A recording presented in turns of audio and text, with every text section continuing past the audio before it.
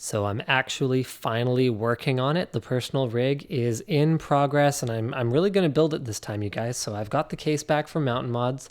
It's got a glorious black wrinkle finish on it. You can't really see it too well in this light, but yeah, there we go. That's not too bad.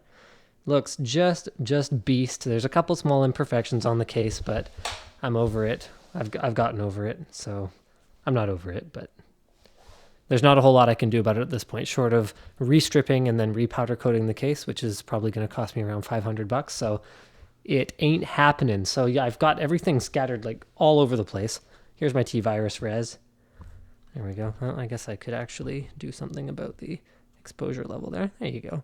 There's the T-Virus res. There's my soldering iron. So I'm using that to solder things like custom cables and whatnot. There's my tubing that I'll be using. There's my double-sided Velcro, which is freaking awesome. There's my backpack with all my tools. There's some adapters.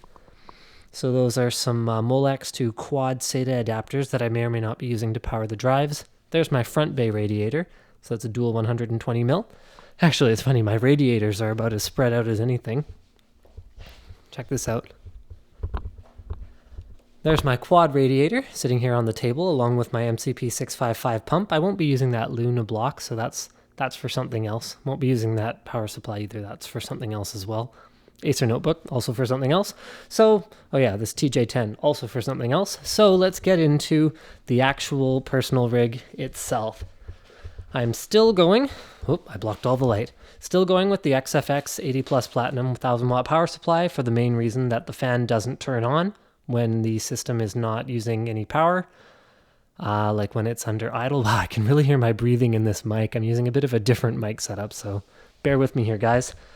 The RAID card down there, you can see the cables are being routed behind the motherboard tray like I had planned.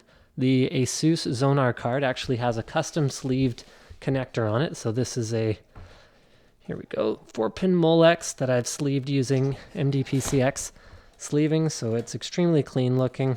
Can't see any color, not that there is any color. So there's some sleeving there.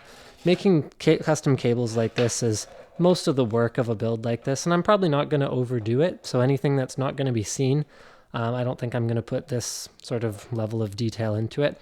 This is keeping with my part of one of the themes for this build, which is that I'm not using individually sleeved cables. I'm actually sleeving 2 wires per cable for everything. So here you can see the wires that are going to the GTX 590 classified from EVGA. So that's, again, 2 wires per sleeve. There's the 24 pin, so if you count them, 1, 2, 3, 4, 5, 6, 2 wires per sleeve again. And same thing up there for the 8 pin. Now this isn't going to be visible, but this is one of the digital temperature monitors that I'm going to be using from the T-Balancer.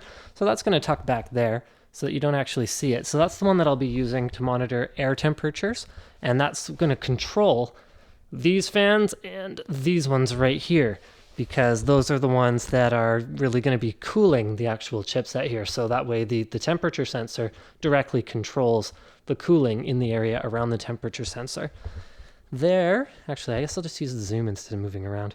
So there is the custom black wrinkle hold down on the Apogee HD limited edition gold-plated water block. And the focus isn't quite right yet. There we go. It's a little bit dirty, so I'll clean it up before I do the final build. And those are ballistics tracers in there right now, but those are just a placeholder. This painter's tape is just to keep the T-Virus reservoir from getting ruined when I do test mounts. So it's going to go, I had a few people tell me I was crazy for planning to mount the PCI Express cables around it. So I'm gonna be going on, hold on, there we go, on this side instead. So it's gonna look a little something like that. You can see I don't have a lot of clearance here with the SATA cable, so I'm gonna have to find myself a low profile left angle SATA power as well to make that even fit in there. And then I'm gonna have one of these, I'm gonna have to rotate it a little bit. I'm gonna have one of these run straight down into the bottom, which will go to the pump, which will be in the basement on the build. Haven't installed any of the 5 1/4 bay connectors or 5 1/4 bay adapters yet. That'll come later, so those are right there. I still have to clean out my radiators, so I'll be using a 10% vinegar, 90% boiling water solution, and then most people just flush them, shake them out, and then use them. But what I'll actually be doing is setting up my loop. My pump needs to be cleaned too, so I'll be setting up my loop on the kitchen counter in here. And then I'm just going to let it run for a day with the vinegar solution running through it, and then I'll just clean all that water out. So I'll just set it up next to the sink, clean all that water out, and then I'll do a couple flushes with distilled to make sure that they're actually clean, because I know there was some junk in my loop before. LEDs. So I'm using UV LED strips. You actually won't be able to see the one that's back here. So that's the only one I've installed so far, and the only reason I installed it is because it's really difficult to get at that spot once the system's built. The rest of them are going to go here, 2 up here, and then either 1 or 2 here. I'm not sure yet. It's going to depend what I can get away with without them being seen. The trick with lighting is that you should be able to see the light being thrown, not the lights themselves, because they're extremely bright. I may end up putting 1 or 2 back here as well. I really haven't decided yet. One of the challenges is going to be combating the blue LEDs that are also in the system. And that was, wait, where were those coming from?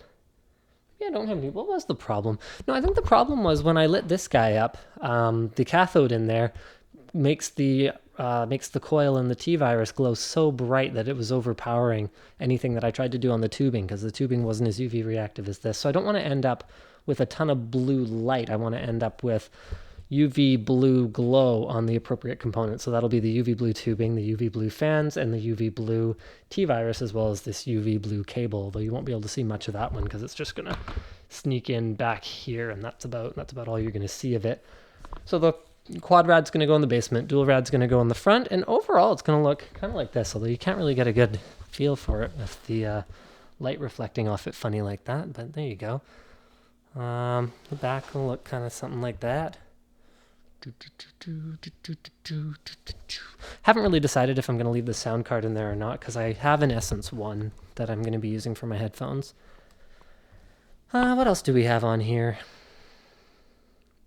Oh yeah, I guess I could show you guys the back. That probably should have occurred to me earlier. So this is where the T-balancer is going to go. All the connectors are at the bottom here. You see I've got 4 3-pin connectors, Molex for power. This USB one right here, I'll probably unplug at some point, but I need it in there just to program it and get it set up with the new profiles. These are double stacked, so that's 8 F120 SSDs, each are 120 gigs. So that's a total of 960 gigs or something stupid like that. It's going to be challenging getting the power in there. You can see the sort of the breakout cables have to be coiled around a fair bit. So they go here, here, here, here, and here. And they actually take up a lot of the cable management holes that I made for myself that are not actually stock on the TJ07. But I think I'm going to get away with it because these can pretty much lay flat here. All I have to get is some more fan wires run. So I'll do some of them up here, some of them down here. I have to get one inverter in, and I have to sleeve this. For the cathode that's inside the T-virus, and then I'll probably stash that here or here, so behind the motherboard tray. So basically all I have to get up here is a couple Molexes to split out into the quad SATAs for these guys. Try to keep the wiring to a minimum because it's going to be a real challenge. I have to get a Molex up here to power this guy. I have to have a Molex down here for the pump, and then I have to figure out how to run extensions and then splitters out to where all the fans go. Still haven't decided how to power all the LEDs. I might use something like a 3-pin block, like comes with Swiftech's H220 water cooler, where it's like a 1 3-pin or 1 4-pin to like 8 4-pin splitter out, so then I can run all the LEDs to one place, and then I'll just plug them in like here and have it just run everywhere, and I'll just use extensions to get it where it needs to go. So cable management's coming in handy. So cable management here, here, and here were all cut this time around. Actually, I think I had a little one here, but I made a much bigger one. The motherboard tray cutout has been useful, if nothing else, for making the T-balancer actually fit. So for those of you who don't know what a T-balancer does, it controls all of my fans automatically. USB 3 upgrade in the front, done. This is a fairly unique item right here. It's that LG Blu-ray and... Can I manually focus here? Yeah, there we go. That LG Blu-ray and HD DVD player. So it's just, I don't know, it's kind of neat. I don't use an optical drive much, but if I do, then I want it to be like a sweet, hard to find one, I guess. That's about it. I'm sorry for the breathing throughout this video. It sounds really awful, but I'm not going to refilm it at this point. So good night, everyone. Thank you for checking out my personal rig update. Don't forget to subscribe to Linus Tech Tips for more unboxings, reviews, and other computer videos.